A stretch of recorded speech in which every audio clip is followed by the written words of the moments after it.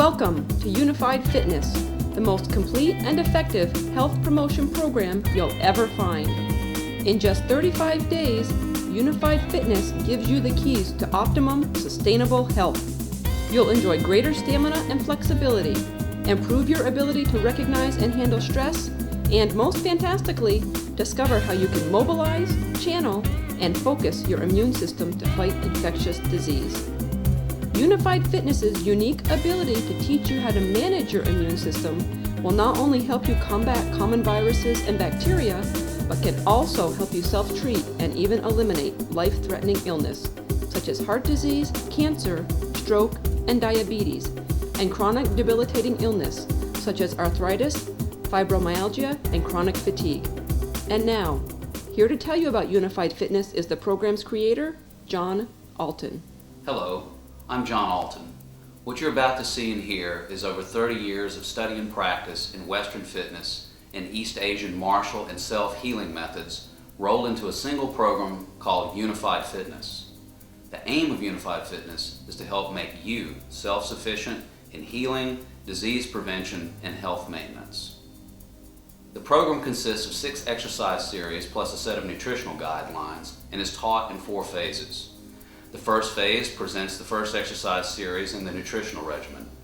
This phase is primarily concerned with helping you to establish a sensible cardiovascular exercise routine while maintaining flexibility and providing you with quality, adequate nutrition. The second phase covers exercise series 2, 3, and 4, which is designed to help you access, channel, and focus your immune system to help fight infection. This is an extremely important aspect of the program because a growing body of research has implicated infection in lethal illnesses such as heart disease and cancer, and in chronic debilitating diseases such as arthritis, fibromyalgia, and chronic fatigue. The third phase educates you on how stress, depression, addiction, and other psychological problems can impact health. And the fourth phase sums up and troubleshoots the program. It takes 35 days to complete this program, and when it's over, you'll be more physically and emotionally fit, but even more amazingly, you'll be able to channel and focus your immune system to help fight infection, a true breakthrough in preventive health care. How did I come upon this remarkable method for building and sustaining health? It began over 40 years ago with an early devotion to exercise through competitive sports, but the single greatest motivation to push beyond ordinary fitness was the catastrophic death of my younger brother, who in 1972 died of a virulent infection. I was only 17 years old, and the experience frightened me into a relentless search for ways to protect my health through self-healing and by understanding the causes of premature death. Throughout my 20s and 30s, I did this the only way I knew how, by exercising vigorously. Because I enjoyed the high that can come from vigorous exercise, I often overdid it, and learned the hard way that at best, physical fitness is merely one aspect of total health, and that physical fitness's main contribution to total health amounts to a balance of cardiovascular stamina and musculoskeletal strength and flexibility. My view of fitness was broadened dramatically when in 1987 I moved to Beijing, China, and became the personal student of the head coach of Beijing University's martial arts team. In addition to being a martial arts expert, this coach was also a master of the self-healing exercise known as Qigong, or breath work, a diverse set of mind-body exercises that are at least 4,000 years old, perhaps older. These exercises had remained hidden for centuries within religious and martial societies presided over by stern authoritarian masters. But the 1980s saw revelation of thousands of Qigong systems throughout all of China. During my time in China, I was exposed to over 12 systems, one of which had over 1,000 participants in its daily sessions. But the martial arts coach's system proved the most effective for me. With his help, I unlocked my immune system, something that Western medical science considers virtually out of reach. With this valuable and profound information under my belt, I returned to the United States, continued practicing what I had learned, and eventually began teaching. News of what I could do spread fast, and before I knew it, there were enough people for me to form a school. In the 11 years I operated the school, over 1,000 people passed through the system, and over half of those learned self-healing techniques. In 1997, I published Living Qigong, the Chinese Way to Good Health and Long Life, This book caught the attention of prominent Chinese physicians who practice both traditional and Western medicine, and at their invitation in January 1999, I flew to Beijing, China, and received their endorsement for the concept of unified fitness. Unified fitness differs from the Chinese tradition in three key ways. First, the Chinese tradition makes learning elaborate martial routines part of the training, which can take years or even a lifetime. Unified fitness can deliver health and fitness benefits much faster, since jogging, swimming, and calisthenics are more widely known and easily practiced. The second key difference concerns the traditional Chinese master-disciple teaching model. Over the years, I've learned that this teaching model is not appropriate for modern democratic society. So in place of that model, unified fitness provides you with all the information you need to develop skills that may come at a higher cost or not at all with the traditional Chinese approach. The third key difference is that the Chinese tradition uses ancient, pre-scientific philosophy to explain how and why its methods work. This too falls short of modern democratic society's expectations of proof. So in place of ancient Chinese philosophy, unified fitness uses known medical science and an emerging medical discipline to explain how a person can use exercise to self-treat and even self-heal an illness. This emerging medical discipline is called evolutionary medicine. The lead spokesperson for the evolutionary medical movement is acclaimed biologist and health science author Dr. Paul W. Ewald. Ewald's thesis is that infectious disease is the primary cause of mortal diseases such as heart disease, cancer, stroke, and diabetes, and chronic debilitating diseases such as arthritis, fibromyalgia, and chronic fatigue. This new medical concept underscores the importance of the immune system and helps explain why Chinese self-healing methods, when performed effectively, can provide startling, seemingly miraculous cures for a broad range of illnesses. If used properly, unified fitness's blend of Western and Chinese self-care methods and understanding of health problems will not only sustain health, but will provide amazing control over it. Imagine being able to stop an upper respiratory infection at will, or overcoming a seemingly hopeless health problem such as Lyme disease or chronic fatigue, or stopping a life-threatening illness such as heart disease or cancer. Unified fitness makes this and more possible. These are big claims, and you might expect a program making such claims to be overly demanding and complicated, but this isn't the case.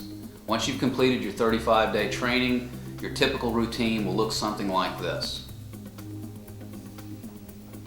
5 to 7 minutes of stretching, 10 to 30 minutes of cardiovascular exercise, followed by 5 minutes of post-workout stretching. Then you do 4 minutes of slow, subtle movement, followed by 5 to 30 minutes of sensory meditation, referred to as reflective exercise. And the routine is capped off with 3 minutes of acupressure massage. The minimum time for this workout is approximately 38 minutes. The maximum is approximately 78 minutes. The more you can work toward the maximum, the stronger your results. These requirements approximate the exercise recommendations currently advocated by medical researchers. What's different about unified fitness is its unique blend of stretching, cardiovascular exercise, and highly effective, outcome-specific mind-body routine that allows you to control the immune system. You can also practice parts of the routine, such as a few stretches or some of the reflective exercises throughout the day. Once you establish connection with the immune system, a few simple movements can help you mobilize, channel, and focus it to help fight infectious agents and to reduce stress, which can weaken your immunity and damage your body. This presentation summarizes some of the content of the book Unified Fitness and provides a condensed understanding of the program. The book contains more detailed information and 50 case studies of Unified Fitness customers who have benefited tremendously from the program. Throughout the presentation, an icon of the book will appear in the lower right-hand corner of your screen to direct you to the text for more information.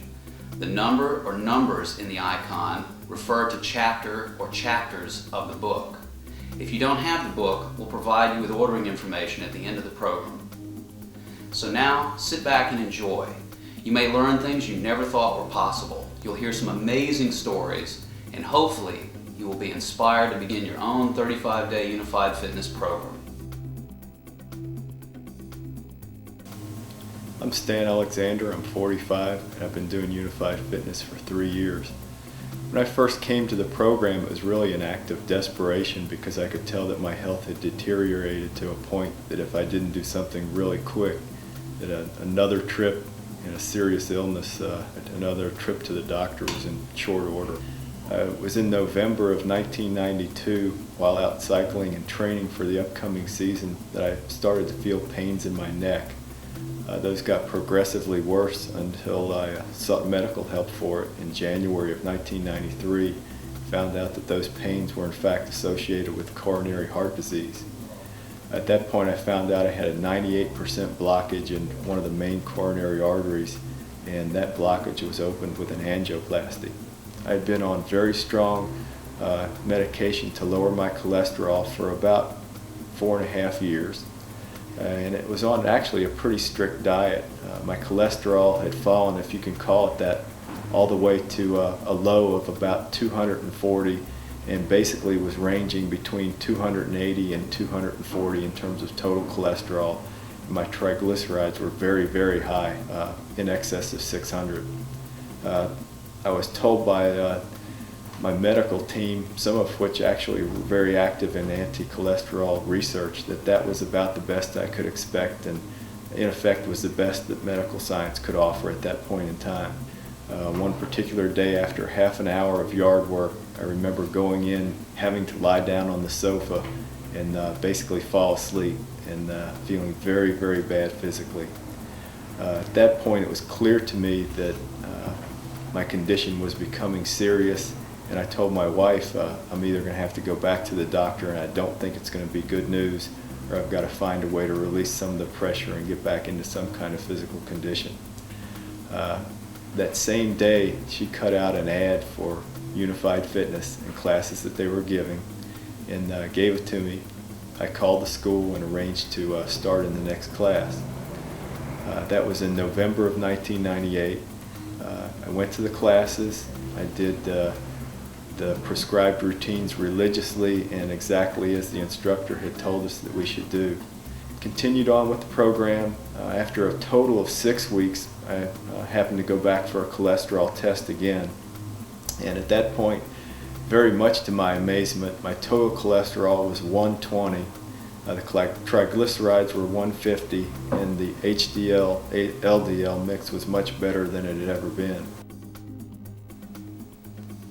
Summary of the Unified Fitness 35-day program. Days 1 through 7. Learning Phase 1. Getting physically fit. Exercise Series 1 and dietary regimen. Exercise Series 1 includes A. Self-mobilization, B. Lower body stretches, C. Cardiovascular exercise, D. Repeat B, lower body stretches. Your first 7 days of Unified Fitness begins with cardiovascular exercise and flexibility training, which medical and fitness research has shown to have a clear, positive impact on health. Before beginning Unified Fitness, we urge you to consult with your physician or healthcare professional, especially if you've been inactive for a period of time, and most especially if you have any indications of a health problem. Once you've decided to go ahead with the program, the following information will help you to make intelligent choices in developing a physical fitness routine. Exercise that most easily and efficiently works the cardiovascular system uses either the lower body through exercises that approximate running, or both the upper and lower body, such as when swimming or using so-called cross-trainer machinery, such as a skiing track. These prolonged sets of movements cause the heart to pump blood throughout the circulatory system. Along with proper dietary support, cardiovascular exercise helps lower your risk for the 4 big killer diseases: heart disease, stroke, cancer, and type 2 adult onset diabetes. It may even help prevent these diseases. But cardiovascular exercise requires efficient and thorough use of the musculoskeletal system, muscles, ligaments, tendons, and bones, especially those of the lower body. To keep this essential engine of bodily motion in top form, an effective stretching routine is a must. The The Unified Fitness stretching regimen yields maximum results in a minimum of time. It's easy to learn and maintain as well. Beginning and ending your workout with this routine will give you more mobility and flexibility and can help stave off the punishing effects of cardiovascular exercise on your musculoskeletal system. As mentioned earlier, one of the key differences between Unified Fitness and traditional Chinese self-healing exercise is that any cardio exercise provides an effective preparation for the immunological fitness exercises that follow. While there are a number of ways to get a quality cardio workout, among the most basic and accessible are brisk walking, moderate jogging, or swimming. Here is a partial list of other cardio exercise options you may substitute in this phase of the program.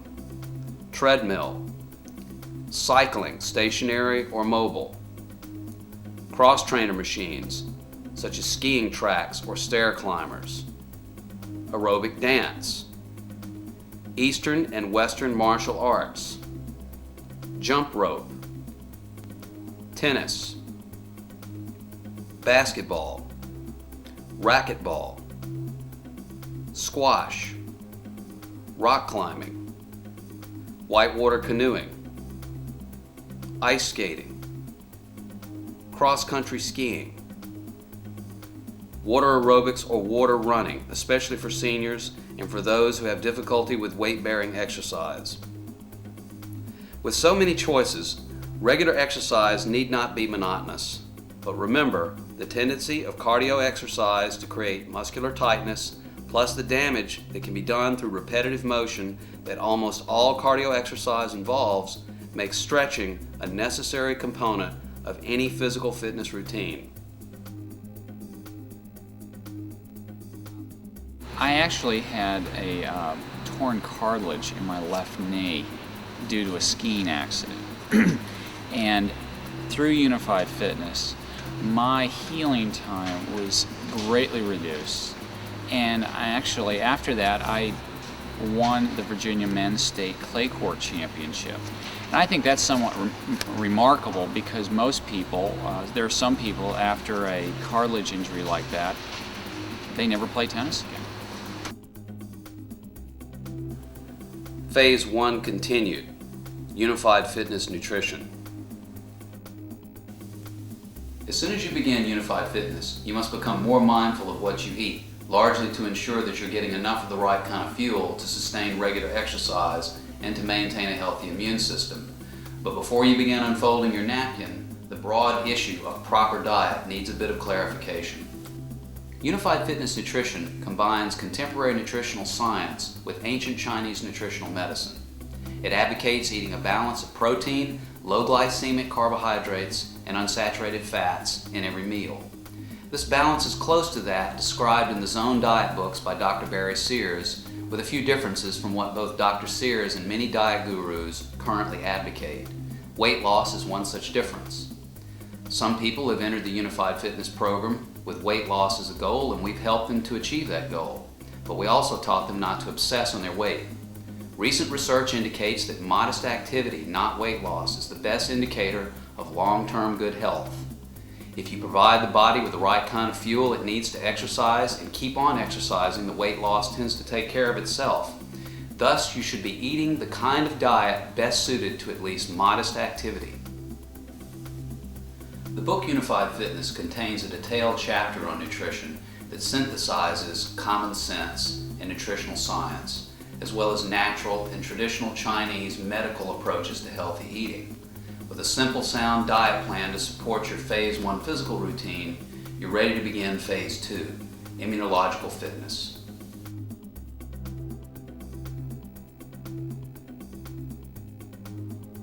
I cleaned up my diet, which helped a lot.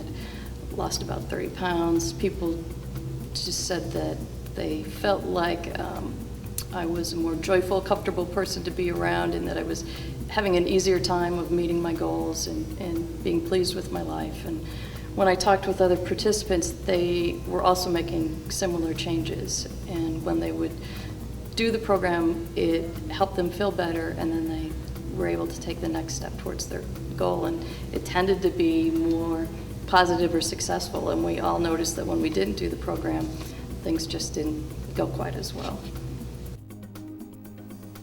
Day 8, Learning Phase 2, Opening the Door to Immunological Fitness. Learn Exercise Series 2. A. Reverse abdominal breathing. B.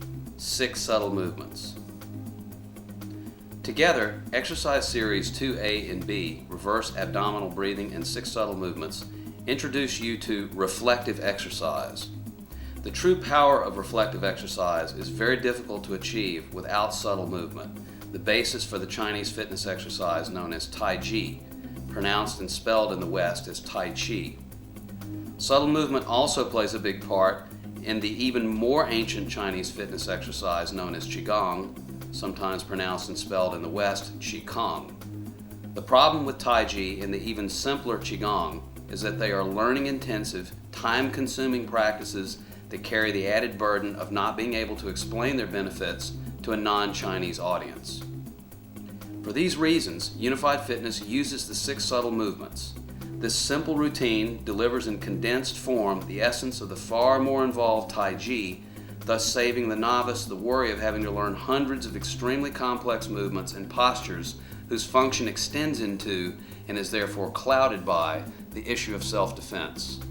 Likewise, Qigong, generally regarded as a breathing and meditation exercise, also involves subtle movement, with so many thousands of overlapping varieties that trying to absorb them all would be impossible. Some Qigong routines take almost 2 hours to complete. In contrast, the 6 subtle movements can be learned in less than an hour and mastered by almost anyone in less than a week's time. Once learned, Exercise Series 2 takes about 4 minutes to complete. These movements increase lower body strength, enhance range of motion, improve microcirculation in the lower body, and work joints and ligaments without damaging them. The hand movements are simple as well and involve sweeping circular motions through the air surrounding the hips, the chest, and the head.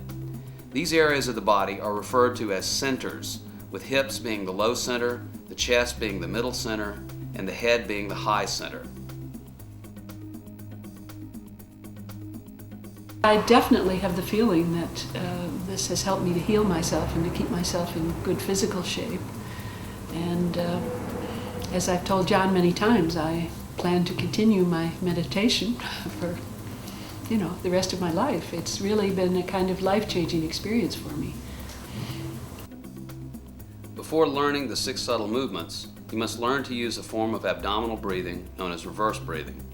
This specialized form of abdominal breathing involves curling or lifting the tongue to the upper palate and breathing through the nose, while the lower abdomen contracts on the inhalation and relaxes on the exhalation.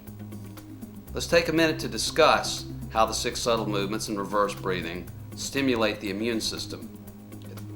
The actions involved in reverse breathing activate an important aspect of the nervous system, the vagus nerve, which runs from the base of the brain down into the major internal organ systems to the pelvis. The vagus nerve is part of the autonomic nervous system, which regulates our physiological reactions to stress and relaxation. There are 2 aspects of the autonomic nervous system, the sympathetic and parasympathetic. The sympathetic aspect handles stress, the so-called flight or fight response, and releases stress hormones such as cortisol when it is activated. Physical exercises such as football, basketball, and track and field are sympathetic arousing activities. Job-related behavior and worrying about paying bills also trigger a sympathetic response. The difference between the two is that once the exercise is over, the sympathetic response turns off.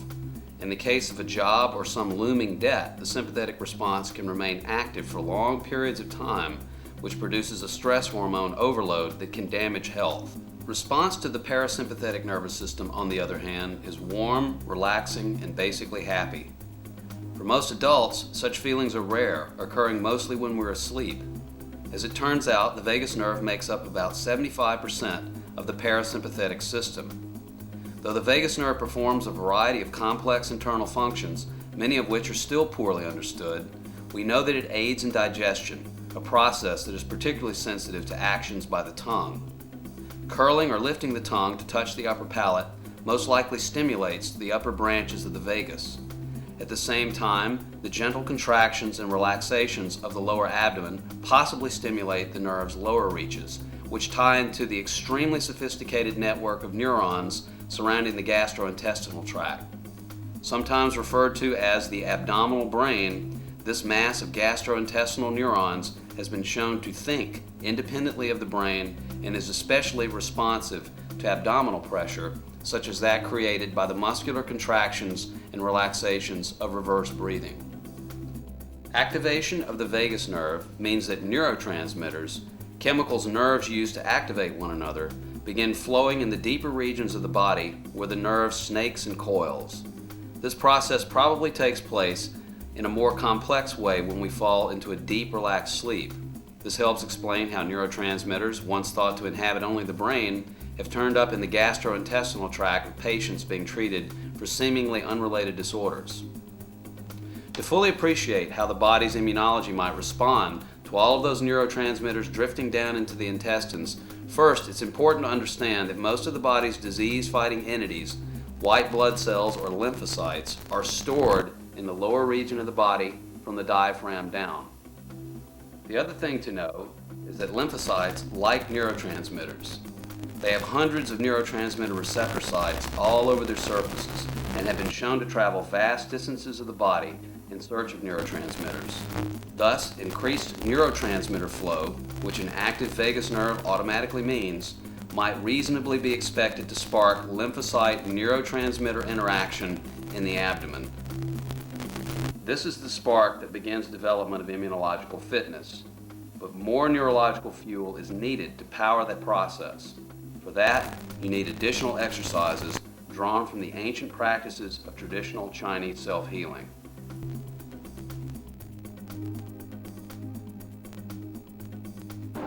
Being a young person and somebody who's been pretty healthy, it wouldn't seem that it would affect me in such a great way, but just having control over whether or not I'm going to get a cold or suffer with it for long, or the flu, or anything like that, just makes a major difference, especially being a student. Day 9. Phase 2 continued. The door opens wider. Learn exercise series 3. A. Standing reflective meditation. B. Sensing the middle center. C. Closing sculpt. D. Seated reflective meditation. Exercise series 3 goes further into the reflective process, introducing a sequence of sensory meditation exercises that follow the 6 subtle movements. During exercise series 3, the hands sense the ordinary energies that have been absorbed by air surrounding the chest or middle center, thus stimulating the tactile nerve centers of the brain. Reflective exercise blends neurological responses to 4 interactive elements: subtle movement, abdominal breathing, tactile sensation, and meditation. In a short time, doing the blended routine allows you to feel the air surrounding the body. In a sense, the air acts as a tactile version of a mirror, reflecting back to the hands ordinary bodily energies the air has absorbed. Hence the name reflective exercise. These energies include heat, magnetism, and a variety of acoustic vibrations, especially those of the heart. Physicists have clearly established that these energies charge the air surrounding the body. Let's get back to the scientific theory of how unified fitness, and more specifically reflective exercise, works. Basic neuroscience has determined that anytime you sense something in the hand sensory homunculus of the parietal lobe activates. In order for the hand sensory homunculus to register a sensation, the sensation must pass through a nerve center in the brainstem, then in the thalamus, deep in the brain's core. Activating these nerve centers is the crucial follow-on step to activation of the vagus nerve by reverse breathing, exercise series 2A. By activating the vagus nerve and the hand part of the brain repeatedly, you begin to link their functions so that the vagus nerve acts like a finger inside your body, allowing you to feel and begin channeling and focusing the immune system. Let's see how this works. The beginning of the vagus nerve lies less than a centimeter away from the brainstem tactile center. Because reflective exercise co-stimulates the tactile and vagal pathways, they physiologically link over time, creating a neuronal chain. If this were to happen, it is probable that many neurotransmitters, some of which are important for regulating the sense of pleasure and relaxation, would flow down the new neuronal pathway to the lower body. Lymphocyte neurotransmitter activity we discussed before would be enriched considerably. Drawn from their glandular homes in and around the gastrointestinal tract, the lymphocytes meet their neurotransmitter partners in the lower abdominal bloodstream, which promptly carries them to the liver, to the heart, to the lungs, then back to the heart, from where they are launched via the ascending aorta into the head, a place of an even greater supply and variety of neurotransmitters. Neurotransmitters then bathe the transported lymphocytes, which then circulate in the body, effectively turbocharged with nerve-like abilities. Such neurolymphocytes would be able to perform many functions that ordinary lymphocytes could not. They would likely be more effective at fighting infectious agents, and given their inherent desire for neurotransmitters, they may establish quicker capillary pathways from remote regions of the body to the head for other neuro-hungry lymphocytes to use. Thus, reflective exercise works to open a neurovascular pathway from the lower abdomen to the head via the veins that flow from the gastrointestinal tract to the liver, to the heart, to the lungs, to the heart, and finally to the head. The neuro aspect is at this point purely speculative, but it is a viable explanation for the effects that ensue after 3 weeks of regular reflective exercise. Eventually, you'll feel a pulsing, sometimes strong, sometimes light, in the lower abdomen, which you can then bring up upon inhalation and lower abdominal contraction to the throat, face, and nasal sinuses. Once the pulsing reaches the head, the sinuses appear to open with an almost pulmonary action.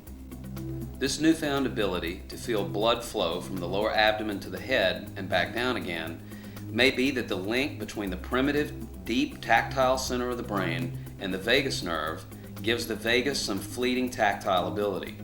The vagus becomes, in effect, an internal finger by which the reflective exerciser feels inside the body. The way reflective exercise uses the nervous system to turbocharge the immune system explains in part how and why traditional Chinese self-healing exercise works. But without a thorough understanding of the entities the immune system protects us from, the picture is incomplete. This is where the work of evolutionary biologist Paul W. Ewald comes in. Dr. Ewald's theories, popularly referred to as the new germ theory, apply the laws of evolution and natural selection to the lives of microorganisms, in particular the ones evidence shows may be linked to grave human ailments such as atherosclerosis or coronary artery disease, cancer, stroke, diabetes, and other serious chronic diseases that have long confounded medical efforts to understand their causes. The microorganisms causing these diseases, Dr. Ewald says, have come under natural selective pressures to evolve subtle ways to feed on their hosts, humans and animals, who share a number of microbial parasites. Dr. Ewald calls infections created by these sorts of microbes stealth infections. With reflective exercise, the body's immune system becomes a significant natural selective pressure, generating lymphocytes enhanced with neurotransmitters. These neurolymphocytes become smarter, more capable hunters that unmask and pin down stealth infections. One of the clearest indications that this kind of thing takes place during reflective exercise is the way the skin reacts in people with mortal and chronic illness.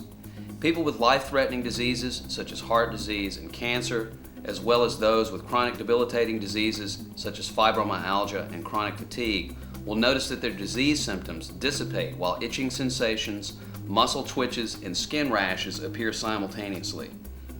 Though people with life-threatening diseases have experienced rapid reversals of their conditions, it is more likely that their conditions will improve by attrition.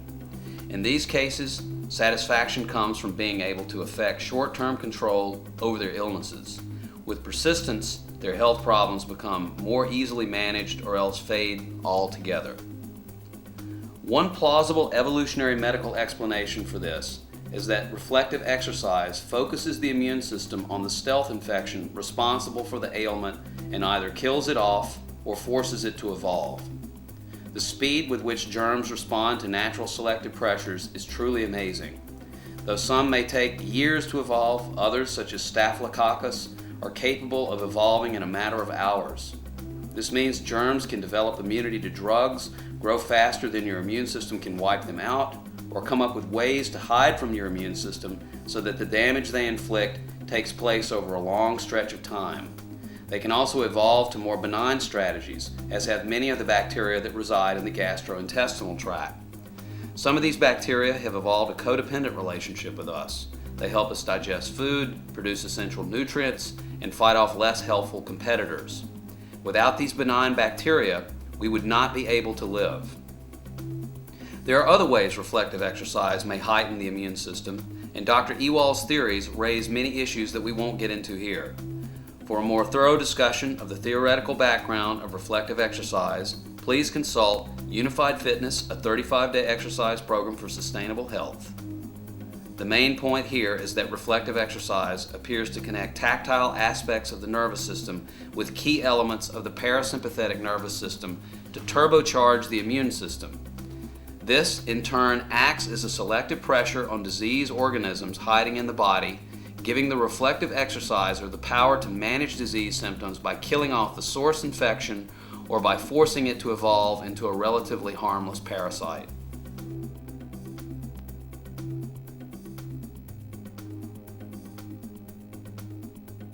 I was diagnosed with metastatic breast cancer in my right hip and my right lung. And my physicians told me that even with the best chemo they had, I wouldn't be able to go a year without the cancer spreading, and that I probably only had about 18 months left. And when I heard this news, I decided that I needed to do some things on my own. I'm really a westernized person. I'm not into a lot of alternative therapies. But I decided to go to the Cushy Institute to talk to a counselor about a dietary program. And while I was there, he said to me, "Oh, you live in Charlottesville, Virginia? There's somebody down there named John Alton. You have to go see him." Maybe 2 months later, as I was practicing, as I moved my hands over my chest, I could suddenly feel with my right hand the tumor that was in my right lung.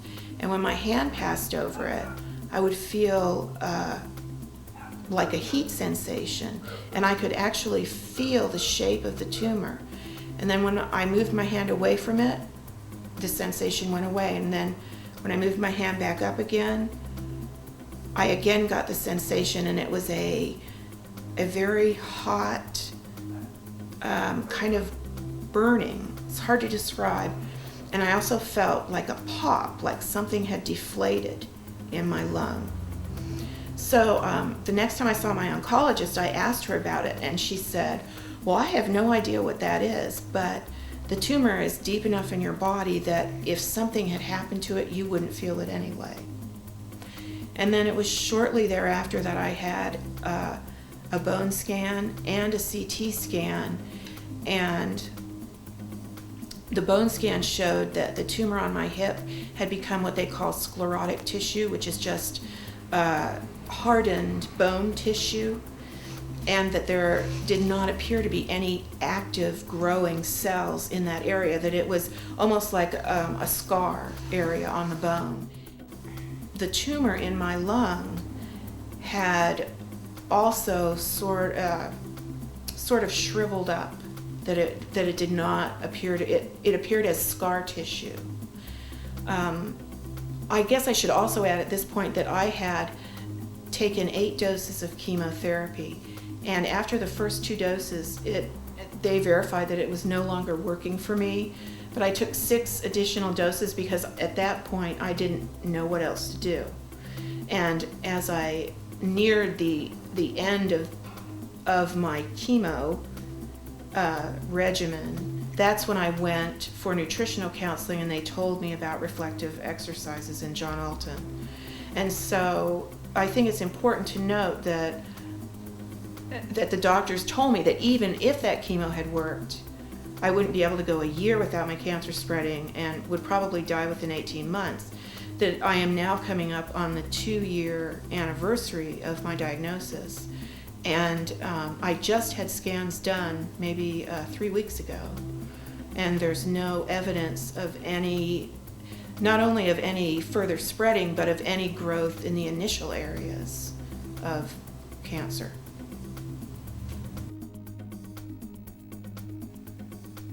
Days 10 through 15, unifying phases 1 and 2. During this 6-day period, we integrate exercise series 1 with exercise series 2 through 3.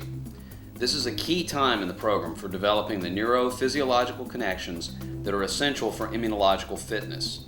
It forms the basis of an exercise program that can keep you fit, protect you from disease, and prolong as well as enhance the quality of your life. Days 16 through 30. Deepening phase 2. Going through the door. Learn exercise series 4. A. Days 16 through 22.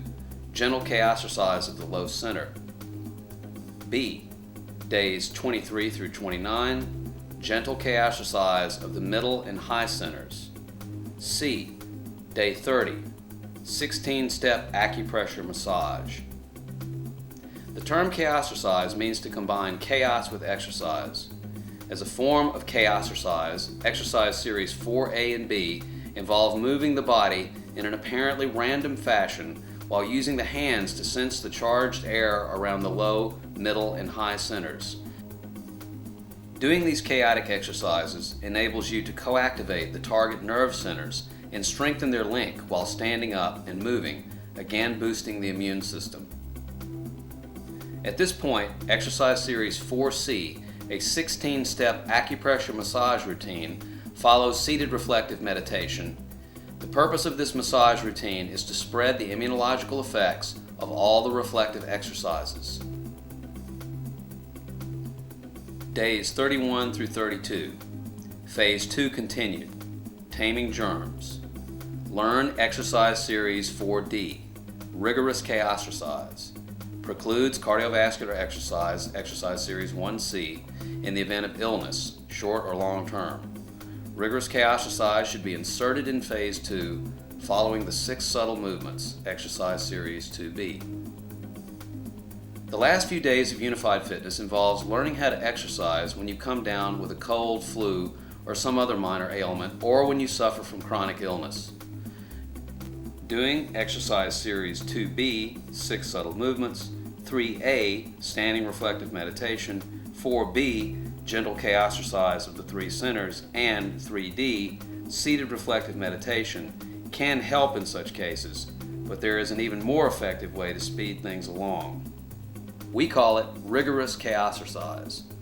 For a more in-depth discussion of rigorous chaosercise, consult Unified Fitness, a 35-day exercise program for sustainable health.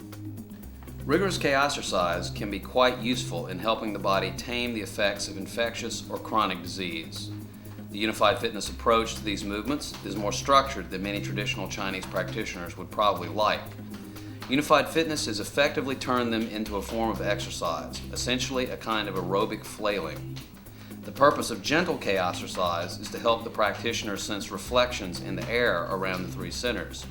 Rigorous chaosercise functions differently. Driven largely by rapid gyrations of the waist while bending and straightening the legs at an equally fast pace, these hard chaotic movements are a kind of scattershot acupressure massage aerobic workout rolled into one. An even more effective but painful movement involves rapidly shaking the body from the hips so that the arms are forced out to the sides. As a result of shaking in this manner, your body is likely to seize up with cramps and aches, especially if you are ill, but not necessarily. People hampered by chronic pain, as is the case with many suffering from fibromyalgia, and seniors whose bodies lack resilience, should employ a modified version of rigorous chaosercise, which consists largely of bouncing in place without lifting the feet off the floor. When performed with these precautions fully in mind, rigorous chaos exercise can assist in pressuring an infectious agent to either evolve or surrender to a persistent flood of immunity that would otherwise not occur. Rigorous chaos exercise also encourages the development of the ventral neurovascular pathway, hence facilitating integration of the immune and nervous systems and further enhancing a person's ability to keep pressuring the infectious agent to evolve in a more benign direction.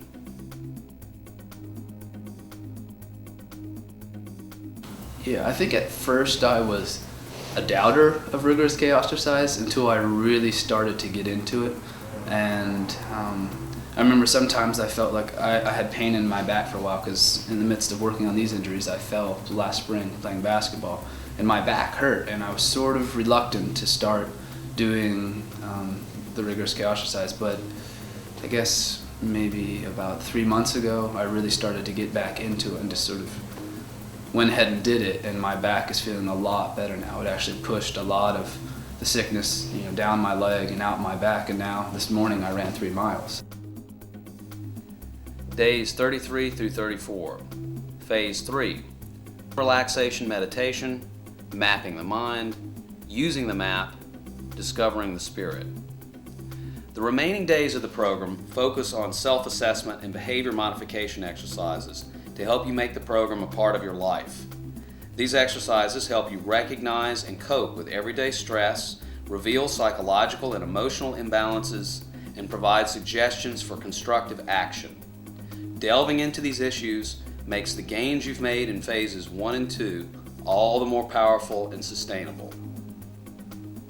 The first of these Phase 3 exercises is Optional Exercise Series 4E, Relaxation Meditation, which involves meditating in order to reduce stress and anxiety while using relaxation breathing, a pattern that is the opposite of reverse breathing Exercise Series 2A. Exercise Series 4E can take the place of Exercise Series 3D, Seated Reflective Meditation, or it can be used to combat sleeplessness as a separate exercise. The next Phase 3 exercise, Exercise Series 5A, Mapping the Mind, is a brief self-examination that allows you to understand your mental, emotional priorities. Exercise Series 5A also helps you boil down your emotional needs to basic requirements for mental stability and happiness, in much the way nutritional guidelines help delineate the body's dietary needs. The emotional guidelines provide a framework for daily and long-term living. Exercise Series 5B, Using the Map, follows Exercise Series 5A. It helps you create a daily schedule that helps you modify your behavior in order to support and sustain mental stability and happiness. Exercise Series 6, Discovering the Spirit, the last of the Phase 3 exercises, is a brief inventory of questions that help uncover basic assumptions about spirituality and primal history. By helping you discover these assumptions, Exercise Series 6 guides you to better understand your inherent spirituality based on early learning and childhood experiences. Like Exercise Series 5, the information brought forth by Exercise Series 6 is ongoing and potentially limitless. Day 35, Phase 4, Troubleshooting Unified Fitness. The last day of the program is devoted to the fourth and final phase, which addresses fallacious notions of physical fitness and off-putting difficulties arising from reflective exercise that can range from a heightened immune response to infection to struggling with lifestyle issues, such as unhealthy habits and thought patterns. It also summarizes the theory behind the program and its salient benefits. I hope this introduction has been informative and leaves you inspired as you begin your 35-day Unified Fitness training. But before you begin, I should point out that this introduction and the accompanying program presentation give you the opportunity to see the entire 35-day program in a single sitting. While such an overview helps you to grasp the scope and range of the program, it can also work against the experience of learning the program piece by piece the way you would in a classroom setting in a local health club. My advice is to stick to the 35-day schedule. Spend the prescribed time on each exercise. That way you'll be able to savor the small changes that occur with each step and fully appreciate the bigger changes that are likely to follow. As the 35-day schedule progresses, you should be prepared to spend increasing amounts of time on the exercises. Your time commitment begins modestly, but spikes at about 2 hours a day around the second week. This may seem like a lot to ask, but keep in mind that you're only holding to these time demands for 35 days, and that the payoff is the new ability to use the nervous system to control the immune system. Once you've acquired this skill, it's yours to use all day long, virtually any time you need it. So whenever you feel chafed about time commitment, be sure to remember that this use of your time, followed by a few simple lifestyle changes, can provide you with a lifetime of protection from stress, simple viral and bacterial infections, and chronic debilitating and life-threatening illness. You'll soon discover that Unified Fitness is not like other workouts. It may take discipline in the beginning, but once you experience the power of your newfound reflective skill, you'll be amazed and delighted. You'll find yourself looking forward to stretching, cardio, and reflective exercise. Unified Fitness will be a constant source of pleasure and power in your life. You'll develop heightened sensitivity to stress and anxiety levels and have effective tools for coping with and resolving such problems. Over time, Unified Fitness will improve your life in ways you might never imagine.